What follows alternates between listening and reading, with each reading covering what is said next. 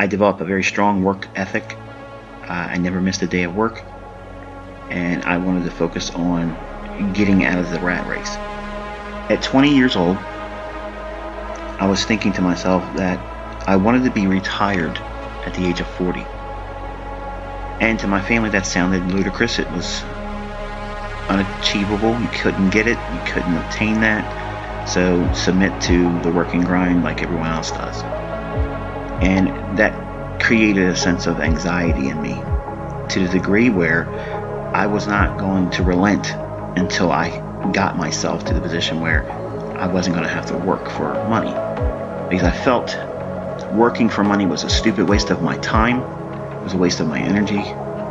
And there was a lot better things to be doing than to go to work for someone else. They're never going to appreciate you, not to the degree they should, or that you would want them to. So basically, to have a job or go out into the workforce is rather stupid. So now I know some people are going to scoff at that and say, well, everyone needs to work. They have to have a job. They have to have the ends meet, if you will. And I agree. But that's not a destination. Now, unfortunately, most people create that as their final destination because of procrastination, fear of failure, failure to observe the realities of having the resources, whether you accept the fact that you do or don't. Everyone has resources. There's absolutely zero excuses why within 10 years anyone can retire. Now, I'm not saying that you are going to retire a multi-millionaire, but you could certainly find a way to replace your current income. Now, if you could do that, think about it. Isn't that really the definition of being rich? Now, I'm not saying super wealthy in elite status, but to be rich is you're not working for money anymore.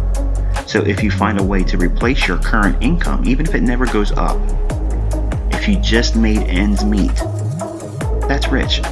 Now, some of you would disagree with that because your definition of rich or wealthy or affluent is going to vary from mine. But I'm telling you from a storyline, this is how I came up from this. I came from a very, very modest upbringing, very modest start.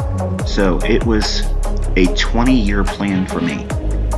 Now, for most of you, you won't subscribe to that. 20 years is too long. Sorry, let me go to the next video. Let me go to another YouTube mentor. Let me see who's selling the system. Okay, give me a process of, give me in 1, 2, 3, give me the profits and wash, rinse, repeat. I never really subscribed to that very long, initially because everyone's baptized in the same way with trading its indicators and buy and sell and this, that, and everything. But I found quickly that that wasn't the way to do it. And because I'm a very analytical person, I have a very technical approach to things. I'm methodical in a lot of ways, and I've always been that way. So if someone speaks to me, I'm always analyzing what's their alternative motive. What's their ulterior motive?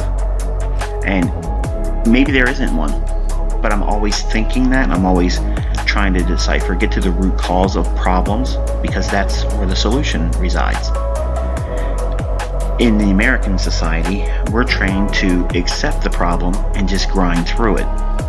I don't subscribe to that view. I subscribe to the fact that there is an alternative solution to our present condition that is working too much for too little.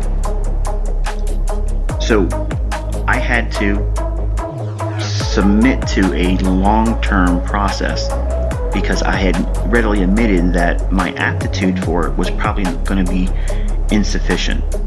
So therefore, I allowed myself up to the age of 40 years old before I would really consider myself proficient, success, whatever. Okay, so I was already building in a far and wide definition of success, and I gave it a long-term deadline. Now, if you're living with your folks, or if you're living with family members, or if you're living with a person that you don't really want to be with, but because of necessity you have to be there, that is many times a very toxic environment.